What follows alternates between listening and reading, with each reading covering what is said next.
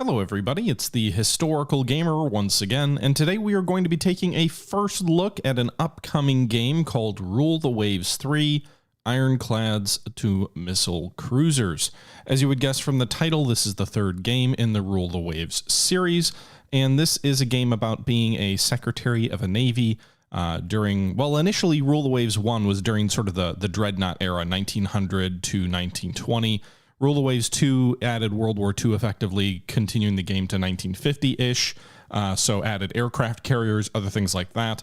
And Rule the Waves 3 is now pushing the time forward, so it starts in 1890, so you get the tail end of the Ironclad era, all the pre-Dreadnought era, and then proceeds all the way through World War II and into the early Cold War period, ending in 1970, and so you get missiles by the end of the game. This is a game with 4 starting points, so you get to choose where in the history you want to start, basically early at 1890, so you can experience the whole game. A 1900 start, which is sort of the dawn of the Dreadnought era, or just before. The 1920s, which is arguably sort of the peak of the battleship era, the immediate post-World War I period, where you've got the super dreadnoughts in play, but aviation is still very limited. And then the 1935s, where you really have the carrier era. There's no 1950 start, which I think would be a pretty good starting base, because this is a game that like 20 years takes a while to get through. And I think a missile era start would be interesting, or one on the verge of the missile era start would be more interesting. But we're going to start in 1890 for this series. We're going to try, and we'll see if we proceed all the way through to experience the entire game.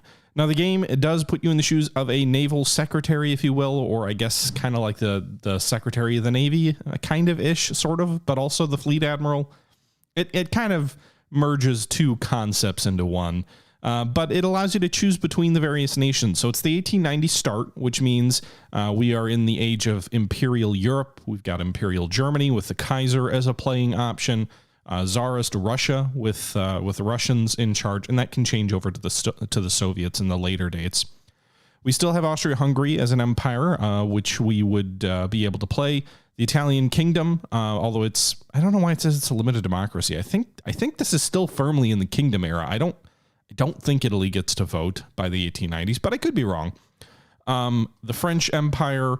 The Spanish Empire is still sort of clinging on. This is pre-Spanish-American War. Obviously, the British Empire. And then you've got some starts outside of Europe. You've got Japan, the USA, and you've even got China as a starting option in 1890. In the previous games, there was a drop-down with fictional countries you could add, so they had like a CSA option.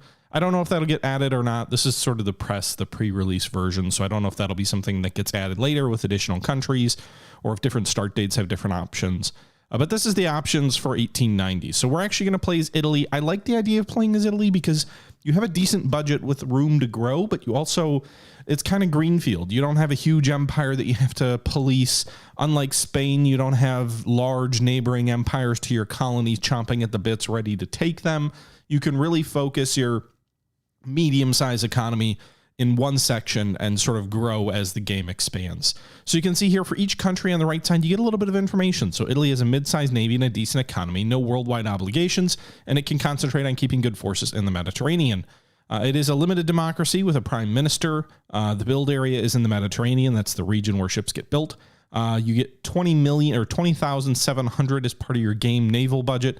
These aren't like exactly historical naval budgets. You can influence that a little bit in the coming settings, but it's kind of just keep that in mind.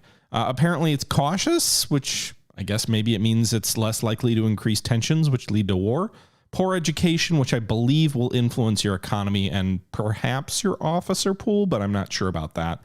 Inconsistent naval policy. So basically your budget could go up, go down, or whatever. It looks like it has some corruption, but not a ton. Dockyard size of 15,000. That's really strong. Italy had a pretty good navy in this era, especially a few years after the 1890 start. And I feel like their navy kind of punched above their weight from an economic terms. But you can see 15,000 tons in 1890. That is nothing to sneeze at. That's bigger than the Germans. And keep in mind, in 1890, Germany really hadn't started building its fleet yet. Not the big fleet that the Kaiser wanted. Austria-Hungary's dockyards are limited to 9,000 tons, just being limited in on the Adriatic.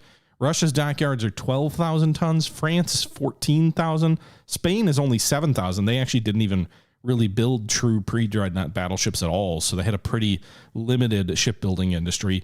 And then you've got Great Britain, which has dockyard sizes of 15,000 as well. So we actually are tied for the largest dockyard size. The U.S. has not yet undertaken its Great White Fleet project yet. It's a few years in the future. China only has 4,000 ton docks, and Japan is 6. Just keep in mind, you can actually import ships from foreign countries. So at this point, Japan's economy is not far enough along to be able to have build their own ships. They're still importing them from the British in this era, and haven't even really built most of the fleet that would win the Franco or the Russo-Japanese War. But we're going to play as Italy here. You can see here there's some technology stuff to be aware of. Research advantage in terms of ship design. That's kind of neat. Italy was sort of a pioneer of triple turrets, so we get that. Motor torpedo boats and Moto Bomba FFF. So those are various designs that I believe are limited, or we get an advantage to getting them early. Naval guns, 2 to 12 inches. So everything in between. Different countries have different options. Austria-Hungary only goes up to 11. I'm assuming Germany's 11. That was what most of I believe the Deutschland, was it the Deutschland class or the Brandenburg class, I believe, had 11-inch guns. And then most of their battleships after that had 9-inch guns for quite a while. France has 13-inch guns. Historically, they had some pretty big ones on some of their ships. The British up to 13, Spain only up to 9, and Russia up to 12. So we're kind of in the middle there. A good gun selection there, and that's what we're going to go with. So as we move forward here, we can name ourselves. So we will just name ourselves THG. Fleet size, we're going to go with super large. This influences budgets and things like that. The only way to get remotely close to historical naval sizes is the super large option. Although even then, the British tend to not have enough money to do what they did historically. Research rate, 100. That's sort of default. That's normal. You can speed it up or slow it down if you want to have the game last longer or shorter in terms of research timing. Although the technology stop date is 1970. But that being said, again, the research rate could possibly influence that. And you can keep going beyond that date. The game, I don't believe, has a hard stop. You can have tech variation. You can have none, slight, considerable. We'll do slight. I don't really know how much that impacts things. I'm guessing it's based on the historical timelines. Do things progress in the right areas at the right amount of time? Do you get dreadnoughts way early, submarines way late? We'll do slight tech variation.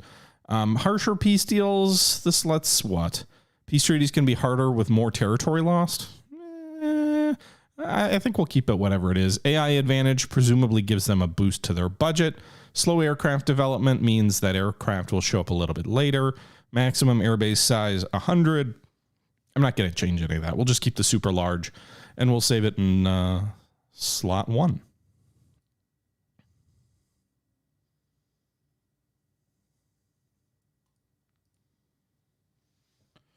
Okay, so this is the main screen that you play Rule the Waves on. So fair warning, I know we're 8 minutes into this episode, but Rule the Waves is very much like a spreadsheet type game. It is not a super pretty graphical game, but that being said, it is compelling and fairly unique, and I think it holds up well. The UI, again, looks like you could... I was on a podcast recently with Tortuga, and he made a comment. He's like, this is the kind of game that you could have up at your monitor at work, and your boss might actually think you're doing work, which is true. They do have some graphical stuff. You've got the map here. So if you go on the top left here, you can see these are all the different regions in the world where ships can be deployed. So you've got the Mediterranean, you've got Northern Europe, Northeast coast. There's, I think, 14 or so different regions, maybe a few more than that, where all of the different fleets in the world are located. You've also got all of these different colonies. Some land bases have coastal fortifications or things like that. But generally speaking, this is the world of 1890. You can obviously see the British have a vast and sprawling colonial empire.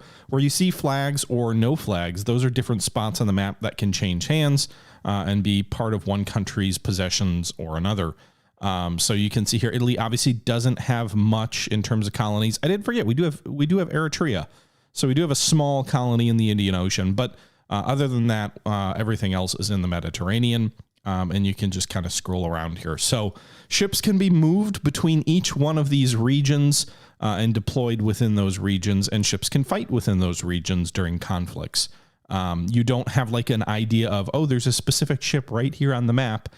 It's sort of like they're deployed anywhere in this ocean, and then they can randomly run into other navies within that same sea zone.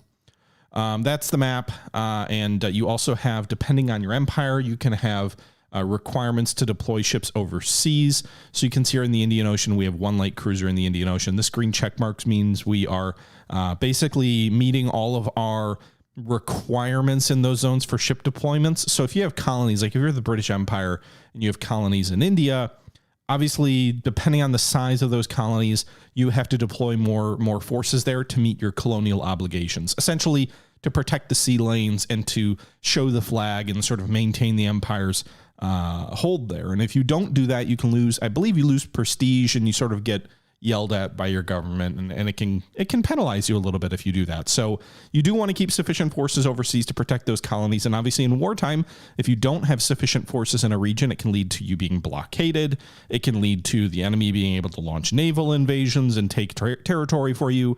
So that becomes even more important in an actual conflict. You can see the ships in service within our fleet here.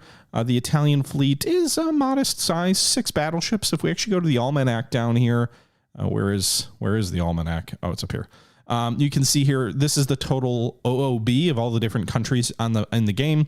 Italy starts with 6 battleships. We're building 2. That puts us in pretty good shape. We're a little bit smaller than France, but with the 2 we're building, we'll be equal to them. We've got more than Austria-Hungary, less than Britain and Russia, more than Germany and the U.S. Again, the U.S. hasn't started its major shipbuilding program yet. They do have the economy to do it, though, so don't worry. They'll get there. More than Japan and more than Spain. You can also see the total tonnage of the battleships that are in commission, so you can see that. Armored cruisers, we've got 7, 14 light cruisers, 6 corvettes. There are no destroyers yet. We have not researched destroyer technology yet. I feel like torpedo rams were a thing so in this era, so I think that might be a slight miss. But corvettes are basically like patrol gunboat type things. No submarines, they don't exist yet. I'm surprised that subs are here, though, even though destroyers aren't. Like, why does it have a line item for subs and not subs and aircraft, which don't exist, are here, but destroyers are not? That doesn't make sense to me. You can also get a little bit more information on each individual country. If you go ahead and you click on it, you can see, hey, they've got this many battleships. They're building this many over here. They've got 8 coastal art batteries. You can see their technology and their information over here, their ships and all this sort of information that was like on the main screen when we were picking our country before. I believe it also will keep track of the total ships that are in their fleet, although I don't know if you always have perfect intelligence on this. I believe this is based on intel, and it can be wrong and it can be right, and whatnot, but I'm not 100% sure exactly on the trustworthiness of this screen, because I know you get like intel reports that say this class has these guns, so it might just be like, hey, we know they have a battleship named this, but we don't know a lot about it, for example. Additionally, it keeps track of ships sunk in the game, so you can see what nations have lost ships in this game. On the top right of this screen over here, you can see this bar graph looking thing. This represents tensions between other countries and your own. And so, for example, Italy has tension level 5 with Austria-Hungary. I believe if it gets to 11, it'll reach this bar up here and go over it. You go over the bar, you end up at war.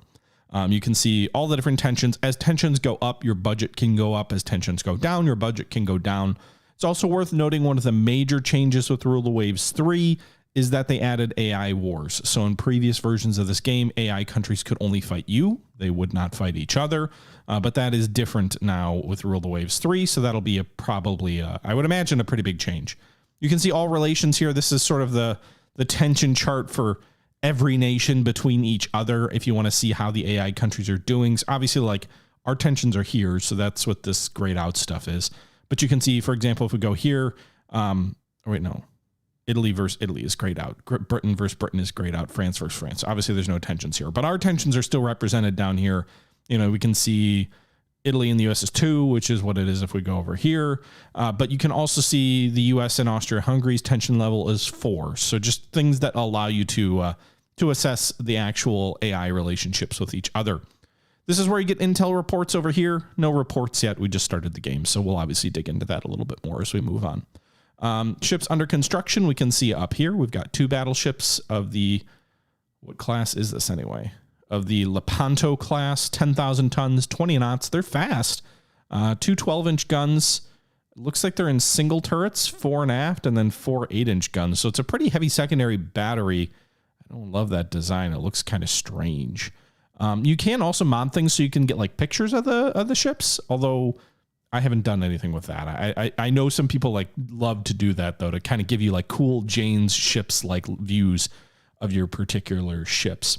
You've got your armor layout over here, torpedoes as well, and whatnot. It's fast, but I don't like the look of it. 2 main gun, like 1 fore, 1 aft of a 12-incher. That seems too lightly armored. It's also short range. You can see it has an S and an A. So short S means it's short ranged, and A means it's cramped. So these are not great ships. They're more like coastal defense ships in kind of a way, although their displacement's a bit high for that. We've also got 2 armored cruisers and 2 light cruisers in construction. Submarines don't exist yet. Coastal fortifications.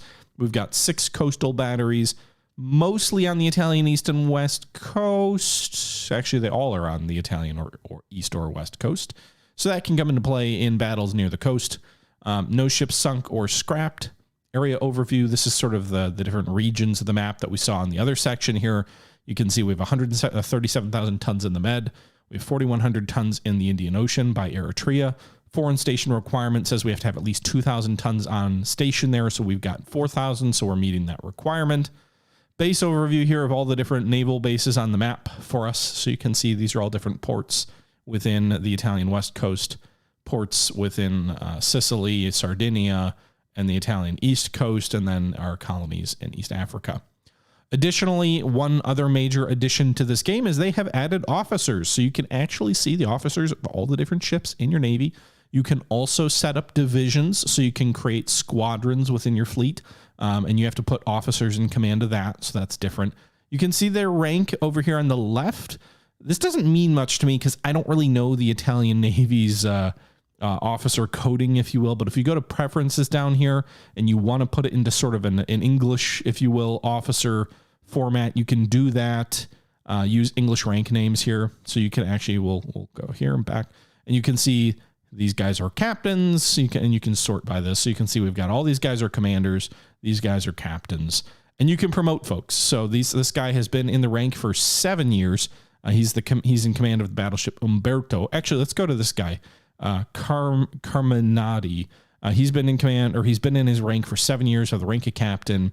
He doesn't have a current active command, so we might want to put him in command of a division or something like that. And so what we can do is we can go ahead and we can right click and we can go ahead and promote. Promoting captain over the heads of the others will cause some prestige. And it'll be transferred to the officer pool. He's the most senior rank. So like there's only one other guy who's been in the captain rank as long. So I feel like it shouldn't cost me too much prestige, but it did cost me 1 prestige down there. And so now you can see he is a rear admiral. And so if we want, we can actually go up here. We've got 6 battleships. Let's go ahead and put 3 of them into a division. So how do we do that? Division editor over here. We can go ahead and create a new division. It'll be a battleship division, the first battle division. Go ahead and do that. We'll go ahead and assign ships to it. So of that division, they all have to be battleships to be in the division because it is a battle division. Are these all the same class ship? They are not all.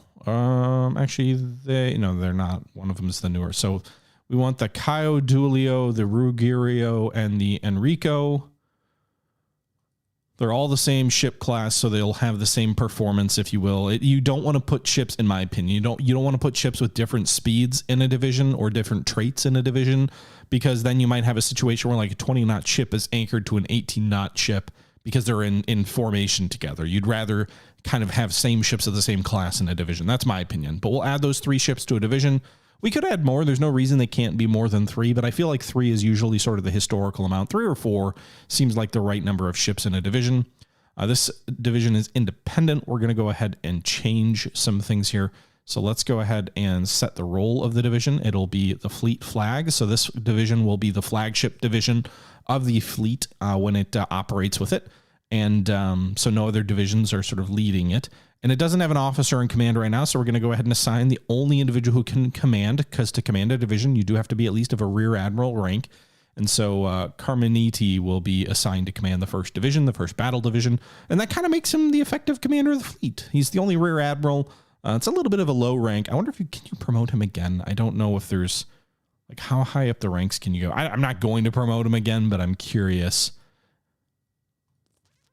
An officer needs 4 years in the rank or 3 or more years and 2 or more battles to be promoted. So we can't promote him immediately again, but it is, hey, you know, it's a thing.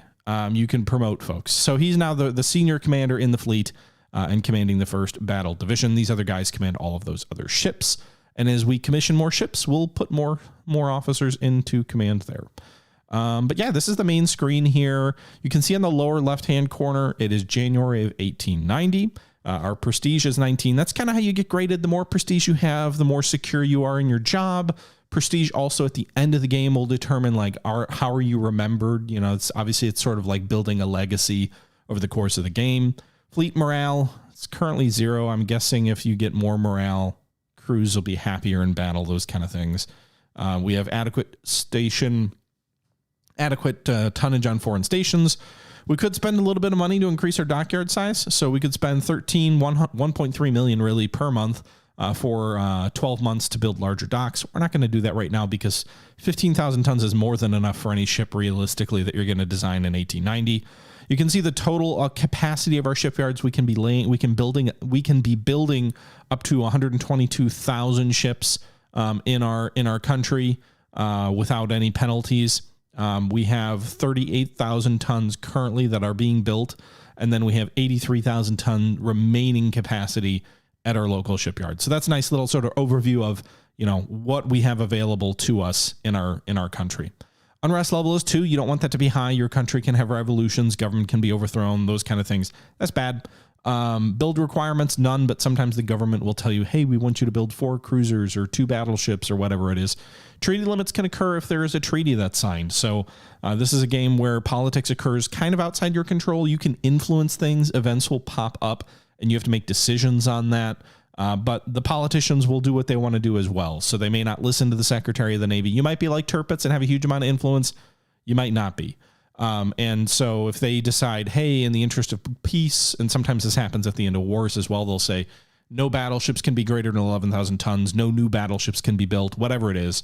No battleships can be laid down with more than 11-inch guns, those kind of things. Think like the Washington Naval Treaty historically. The treaty limits can put limitations on you, and it can also result in scrapping any existing ships that are being constructed that would violate the treaty or other things like that. You can see our yearly budget right now is $172,560. Monthly budget's $14,380. Maintenance cost for the fleet right now, $3,083. I don't know. Estimated maintenance if all active wartime extra costs will likely increase this. Estimated maintenance if all active. So if our entire fleet was active, it's 3064. I guess it's 3083 because of coastal artillery maintenance. So we've got the extra 48 there. That math still doesn't quite add up. But anyway, construction, those are the costs for the ships we're building. Naval aviation, we don't have any, but that would cost something. Research costs at 8% of our budget going to research are 1.1. I like to say millions, but it is showing here 1,150. We can add additional training options and intelligence options, and total expenditures 9.6 with a monthly balance of 4.7 and a 1.3 currently banked. So we currently have a positive monthly balance of 4.6. Now we're going to go ahead and make a few changes here. We're going to go into the research section, and you can see here, these are the areas we can research in. I believe you get more of this as technology and time progresses. But right now, machinery development, armor development, hull construction, fire control, turrets and gun mounting, ship design, we have an advantage in this section. AP projectiles, explosive shells, and naval guns are all areas we can research. Currently, the priority across all of them is medium. Now, each one of these has a level. You can research a certain amount of things within that category. The exception is naval guns, where you actually go in here and you can see here's all of the guns. So we haven't researched 11 or 13 through 20-inch guns, but we have researched 2 through 10, and then also 12. The quality of the guns influences things like muzzle velocity, penetration characteristics, things like that. You can see here that we have 3-inch guns of quality 1, which is quite good. And we have 12-inch guns of -2, which is quite bad. And -1 is kind of standard in this early era. So I'm actually going to go ahead and right-click here. Oh, it doesn't even let me. So I don't think those priorities don't affect the guns. So what we're going to do here is we're going to go ahead and research better guns. I'm going to make that a high priority thing because I want better heavy guns. My battleships being -2 not good. Also, -2 guns apparently influence like your ability to upgrade or refit ships and give them better guns. I don't believe you can upgrade -2, which I believe is the worst quality gun on the map or in the game. So we're going to make that a high priority. Additionally, ship design, which we apparently have an advantage of, we're going to go ahead and we're going to make that a high priority so we can hopefully make progress here more quickly. I'm not as worried about the shell quality at the moment, so I'm going to make explosive and AP projectile shell research low, because until we improve our guns, the shells are going to be a little bit less of a concern. Fire control, we'll leave that at medium. So we've got 2 low, 2 high, and the rest we'll leave at medium here. We'll also increase our research budget. It's currently at 8%, but we've got a 4.7 million or thousand monthly surplus. So let's go ahead and increase our research budget to 12% of our entire naval budget. And you can see here that influences what we have available for our monthly budget as it drops to 4,100. But research is key in this game. Additionally, I believe we don't have the best educated workforce, so we aren't going to get like huge progresses in research. So we might need to spend more than opposing countries to do as well as them.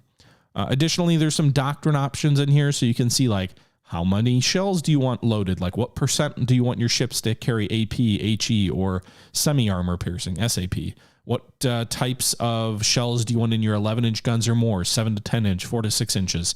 What type of shell layouts do you want for your armored cruisers, light cruisers, or battleships? So those are all interesting things, which I'm not going to bother with. I'm just going to leave those all as the default.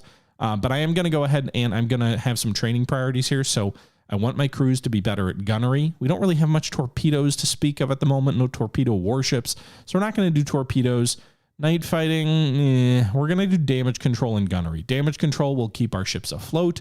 Gunnery will make our crews more accurate with their guns. And guns are very inaccurate at this point in the game. So getting better expert gunners and expert damage control, I think, would be ideal. It will increase our maintenance budget by 50%, which will be 1.2 million. But we'll go ahead and do that. I think it takes like 12 months also before the training takes effect. And we can't make any changes to that over that time. But once that training is done, we may have an advantage over any AI countries that don't do the same. So just pausing for a minute, guys. There's a lot of information in this game. Again, it's kind of like an Excel spreadsheet game. I compare it to what Out of the Park Baseball used to be. Like, it's a grognard's grognard game, but it's a really great game in my opinion. It's a great series. This game definitely, at least I think, inspired the Ultimate Admiral series, Ultimate Admiral Dreadnoughts. And so I think it's kind of interesting to see that play out and as sort of other games kind of be like, hey, we could do that, which I think is a neat thing. Additionally, we're going to go up here and we are going to, well, what else do we need to do? We're building these other ships. I really hate these designs. I don't like that design at all. How far away? They're 15 months away. Like they might screw this. We're going to scrap those. I'm not building that ship. We're going to break those ships up and we're going to design. Well, actually, let's take a look at what our other ships are. The Caudulio 13. We can't even build 13-inch guns. Were they made overseas? Were they like made in France maybe? In any event, the other class that we have is the 13-inch gun Caudulio. 11,000 tons and 18 knots. Pretty good. Nice big heavy guns. What's the, by the way, sometimes the AI will have strange stats here. These are -3 guns. Oh my God. I didn't even know they could get that bad. Huh. Okay. Well, I don't want that. Let's do this. Let's build. Our guns are so bad. But let's do it. Let's build, and we have no idea when we're going to get better guns. So let's design a new ship. And this is the core of this game. This game is a game about designing ships. We're going to go to a pre-Dreadnought battleship, and we're just going to use the auto design option here. So I like to get my start from an auto design. What? Armored cruiser. Huh? What if I do this? Can we not, do we not have the tech to do? What am I doing? All right, let's get out of here. Design ship. I want to do a battleship. Okay. Pre-Dreadnought battleship. Here we go. So we auto-designed this thing. It's a pre-Dreadnought design. It's called the Cecilia class. 10,800 tons, speed of 18 knots, low freeboard. Let's change that to normal.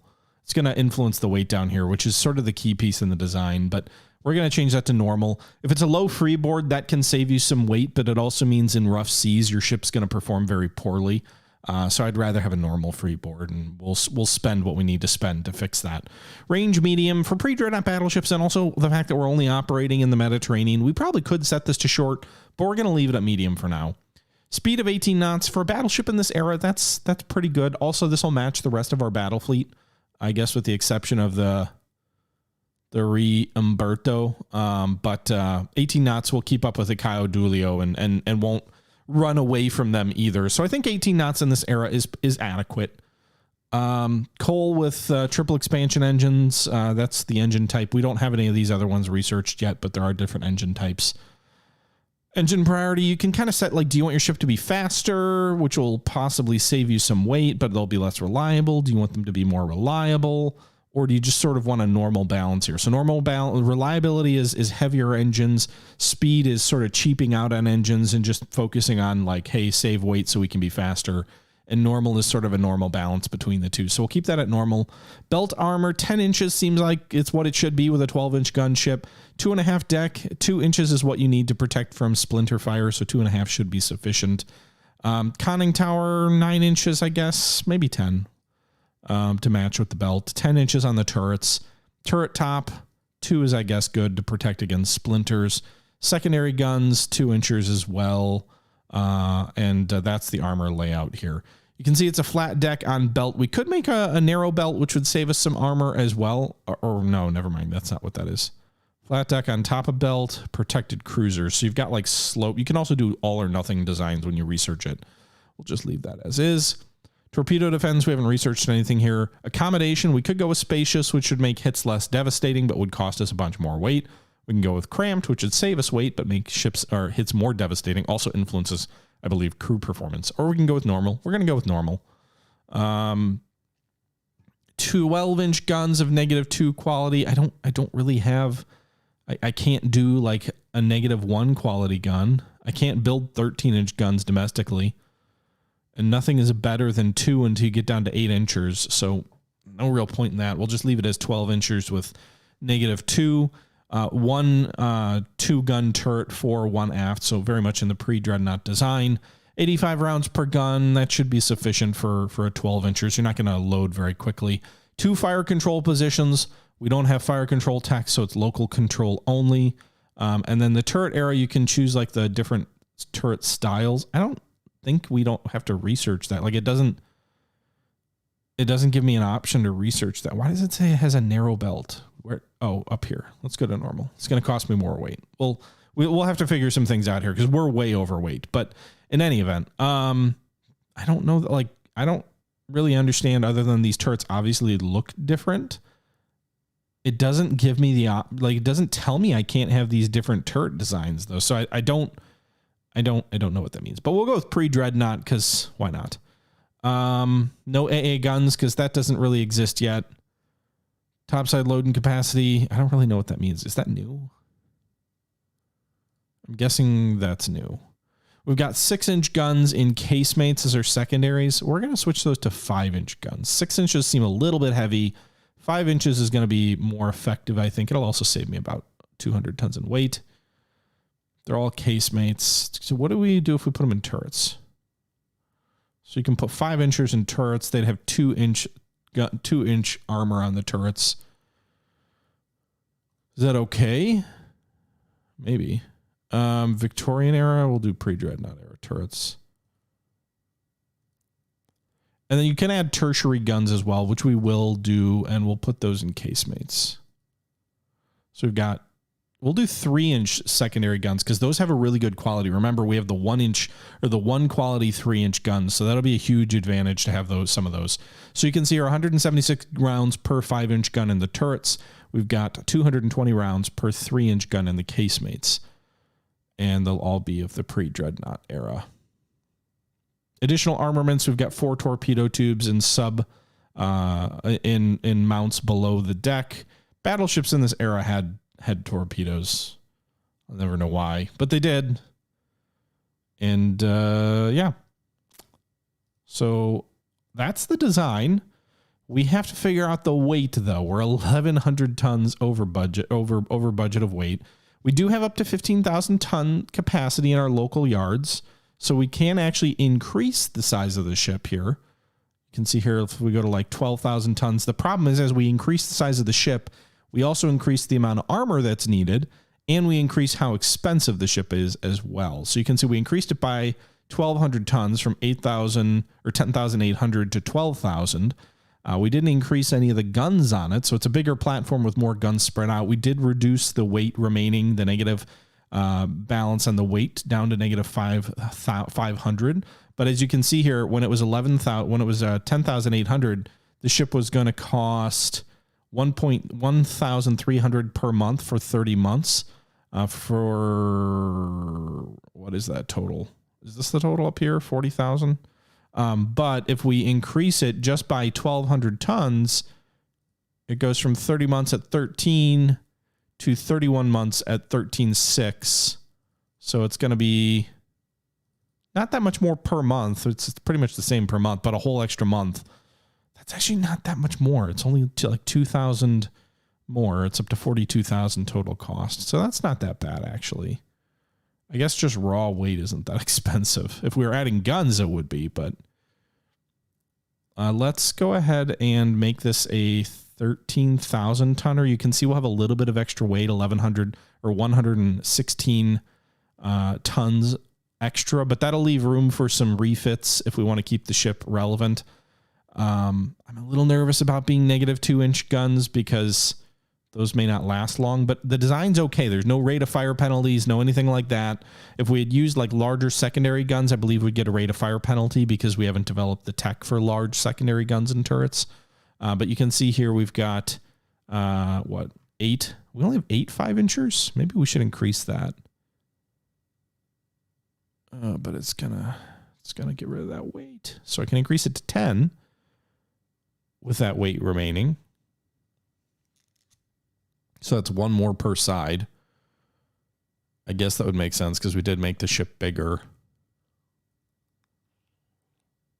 I'd love to go to like 14.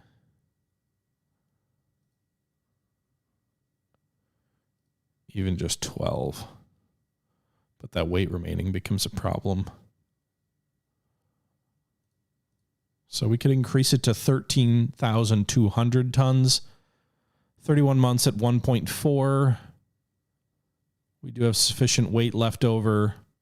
12 5-inch guns and turrets, 16 3-inch guns and casemates, and 4 12-inch guns. This is a big boy for 1890. This would be like, if this design historically was made in 1890 by Italy, this would probably be like as impactful as the Royal Sovereign class was to all the navies of the world, which people don't talk about it a lot, but the Royal Sovereign sort of inaugurated the pre-Dreadnought era. Not quite in as decisive a manner as the Dreadnought did, but it really did make pretty much everything else out there obsolete relative to it. But let's go ahead and we'll save and finish, I guess. What the turret arcs look okay. The location of these turrets, I think, look okay. Do we need to autoplay? I don't know. I think it's okay. I don't really know what the sponson radius is. I don't know what that means. But yeah, says everything's okay. So I think we'll go ahead and lay this class down. Not very Italian, but we're going to call it the THG class because we need something named after me. Go ahead and save and finish. All done. Ship design is saved as THG. Do you want to start developing the design for construction? It will cost 3.3 million or 3,300 and take 3 months. We don't have the funds in the balance, so I can't afford that. So we're going to wait. We will end the turn, move forward to the next turn. Okay, so the British are increasing their naval budget, laying down a light cruiser. France is laying down a battleship. Russia is laying down a battleship. Germany is laying down an armored cruiser. And now we have $7 million in the bank. So we're going to go ahead and go to... Can I build the ship design yet? I can't because I haven't researched it. We have an Italia class? Oh, that must have been the one that I didn't want to build. All right, we'll go back to the design. Go ahead and load that up. You can see all the different ship designs in the game. THG here, no changes. We're just going to keep that as is. Save and finish, all okay. 3 months, 3.3, and there we are. So the THG class is now being researched. You can see here it's going to take 3 months, and we spent the 3.3, so we can't build the ships until the design study is complete. And once that's done, then we can begin building the ships. Meanwhile, we are building 2 armored cruisers of the Anaconda class. How are these things? 6,100 tons, 20 knots. Man, they love their single turrets. The AI and this AI that designed my starting fleet loves its single turrets. I don't love the single turrets. Let's do an armored cruiser design real quick here. Okay, so the auto design does 2 fore and aft 8-inch guns. We will switch the era turret to pre-Dreadnought. I'm just going to do that on everything. It feels, maybe it's a little gamey, but so is this good? Main gun is less than 9-inch caliber without reliable training gear. Reduced rate of fire by 10%. Wait, could we do a 9-inch gun? Our negative is -2. So -8's the first gun size that we have a -1 quality, which I think is better. It's worth more. You can, by the way, you can get gun data up here in terms of armor penetration and of the performance of the gun. But I'm going to do this. We're going to do 4. We're just going to do it. This is going to be a quick auto design. It's going to be 4 8-inch guns. We also have 10 6-inchers in casemates and 3 12-inchers in casemates. Or sorry, 3 inchers, 12 3-inchers in casemates. Or no, these are in turrets. Whatever. Okay, so it is 6,800 tons. Let's increase that to 7,000. And then let's increase our belt armor to 6. I'm probably over designing these. We also need at least 2 inches to protect from splinter fire and all this stuff. Conning tower can stay at 5. Turrets can go to 5. We're way over. I mean, this is going to be the size of a battleship at this point. So let's reduce it actually. Belt coverage can be 5. They are cruisers, so.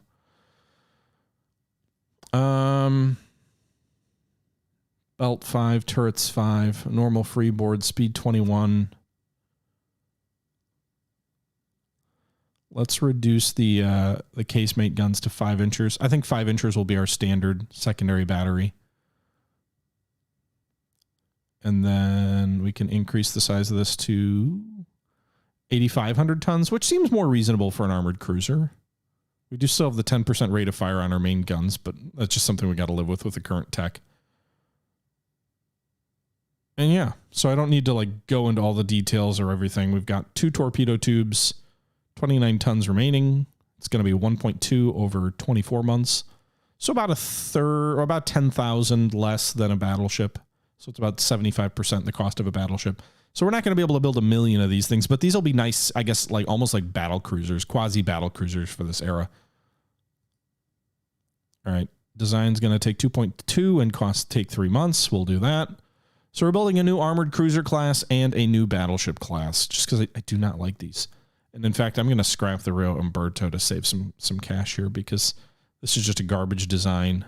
This is just so weird. Look at these, like 4 13-inch guns in twin turrets. We only have one of these ships, by the way.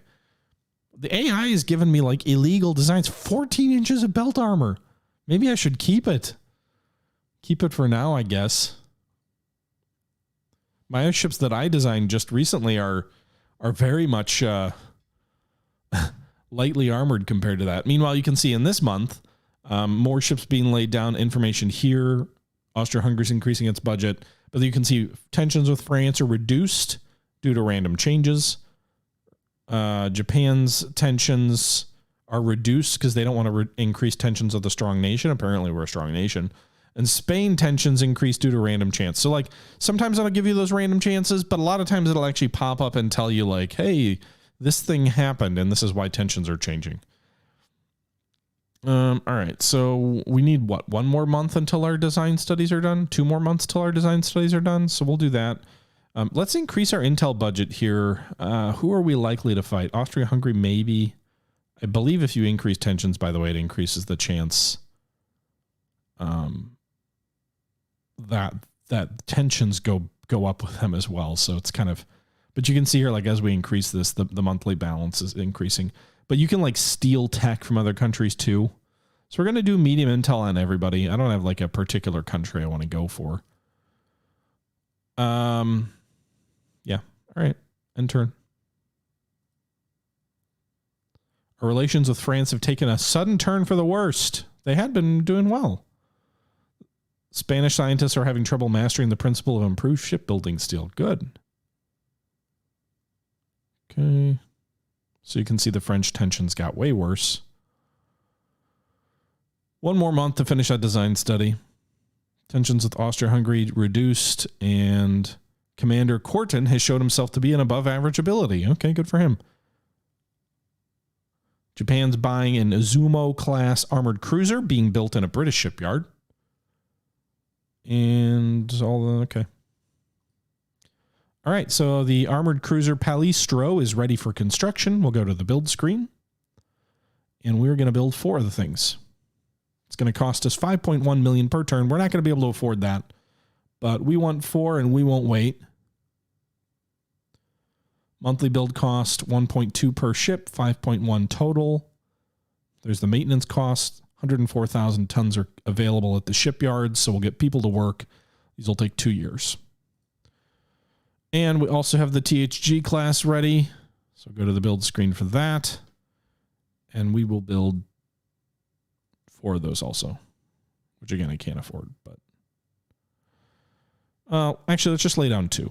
We'll lay down 2. You can see we're at negative 3.6 million. There's a few things you can do about that. So we're going to build 2 of the THGs, 4 of the Palistros. What are these Anacone? How long? They're 8 months away. I mean, okay, I guess. What do we want to do to reduce our cost of our fleet? So we could just go ahead and put this battleship in mothballs. So that saves us a little bit of cash. Not a ton, but a little bit. We can have these other battleships put into reserve status. So put 3 of these ships into reserve. Oh, no, not the ones in the first battle division, but the ones not in the first battle division. Reserve status. You can see here the budget here is getting a little bit better, but not great. The Giuseppe Garibaldi class. They have 4 7-inch guns, 21 knots, fast little suckers. Those are I would say those are our best ships that I've seen. I don't love the Anaconia class. Those are the newer ones, but we're going to go ahead and put those in reserve.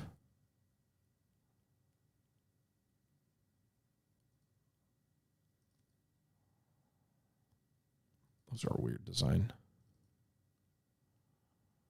Okay. I don't know. Let's just put like 4 of these guys in reserve. You can see where our balance is getting a little bit better, but we still only have 3 months worth of cash at this current rate. But that's fine. We can always halt construction on other ships. In fact, if we wanted to, we can go up here to the Anaconia class. This one is 1 month ahead of the other one, so go ahead and halt that. Save us a little bit of cash. And now we can do like 5 months worth of construction here. Which gets some of those other ships closer to actually being completed. So go ahead and end the turn.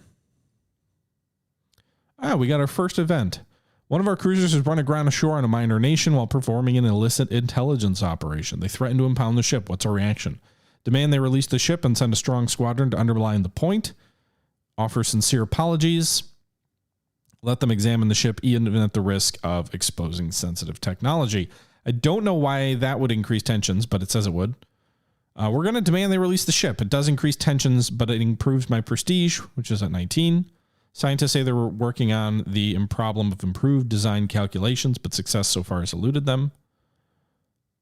And you can see with those tensions going way up, we are now uncomfortably tense with France after only a few months of the game. All right, so let's go ahead and move forward another month.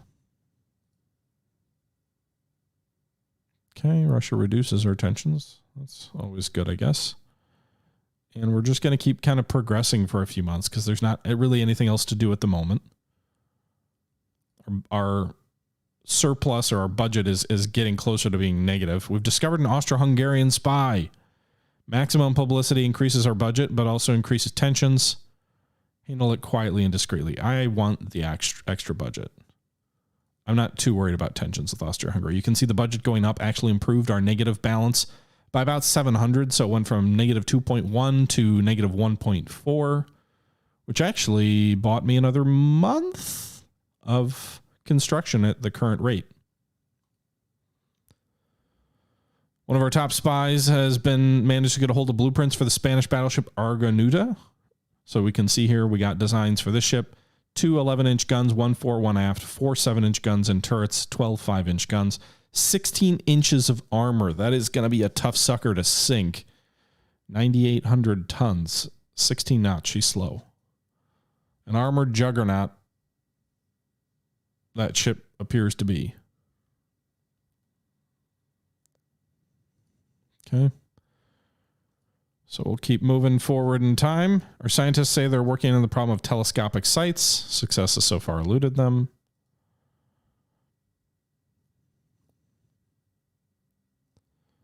Our top spy managed to get a hold of blueprints for the Russian armored cruiser Persevet. 4 7-inch guns, 21 knots, 8,100 tons. This is a good designed ship. Look, 10 6-inchers, 12 3-inchers, 4 7, 4-inch armor, and fast. I like that design.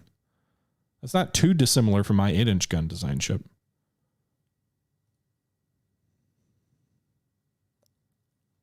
Okay. Are they still at 7?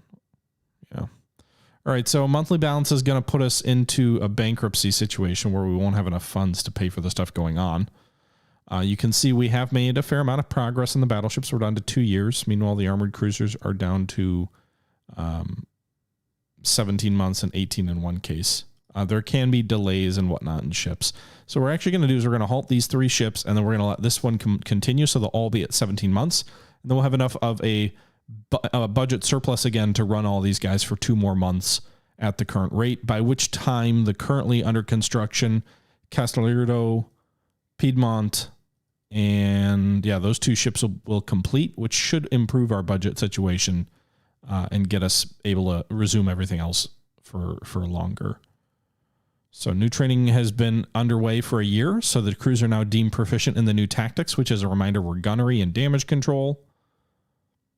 The Socialist Party is doing well in opinion polls and might want to press for reduced armament expenditures. We can suppress them, suppress all socialist propaganda in the Navy, meet their leaders and talk with them about the importance of a strong Navy. Do nothing, it's a political matter. So do nothing reduces our budget. Meet with them reduces our prestige. Suppress them, well, suppresses them. It's 1890. Of course we're going to suppress them. No work so far on, or no success so far on the research and development side of things. We're struggling on that. But it's January of 1891, so we've been playing for a year now. And yeah, these guys are halted. Let's resume. Everybody's at 17 months. And we'll go 1 more month. So we got hold of a British designed armored cruiser, 2 8-incher. I don't like the single heavy gun in a turret fore and aft. That is not a design I'm a fan of. But hey, they're not my ships, so. Hey, we found out more information about Commander Sita has below average ability. And so does Commander Lorenzi. I don't know exactly how officer quality influences the actual performance of them in a battle. Meanwhile, this ship should be completing this month. It's at 0 months. I'm not sure why she hasn't commissioned yet. Let's move forward 1 more month. So the armored cruiser Castelfidardo is commissioned into the Navy. And a German battleship design here, 4 10-inch guns. Okay. All right. So you can see the monthly balance now is much less because we completed that 1 ship. Looks like Piedmont will complete this turn and get us back into the black. Let's actually resume this ship as well. We're further into the black, but this armored cruiser is only 8 months away. So 1 more turn. Piedmonte is commissioned into the Navy. During sea trials, it's found that the ship is easily surpassing the design speed, which is awesome because that ship already makes 22 knots. So she's easily surpassing design speed. Hopefully it will be, even further, even faster. What does it say actually about that? So the Piedmont can make 23 knots. So the design is 22, but it can make 23 knots, which is nice. So you get like random variants and whatnot in designs like that as well. I think you can improve your chances of things like that happening based on the weight and surplus and things like that. But in any event, also now that these ships are commissioned, we probably should assign an officer to them. So go to the officer screen here.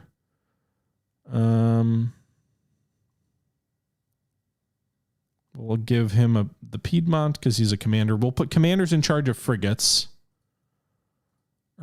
Commanders in charge of light cruisers. I don't think you can put anybody in command of corvettes, but commanders in charge of light cruisers, and then captains in charge of armored cruisers or above. No connections. Does that mean he's not politically popular? And well-connected means he is popular? I don't know exactly what that means.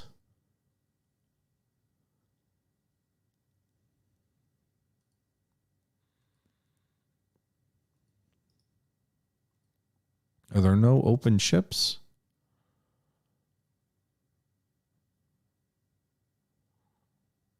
Doesn't look like it.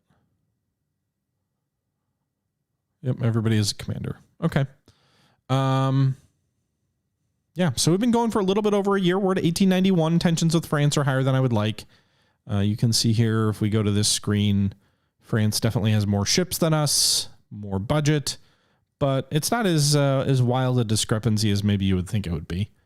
But yeah, that's, I think, going to do it for today's episode. This was our first look at Rule the Waves 3, a game coming out on Steam on May 18th and published by Slytherin and Matrix Games.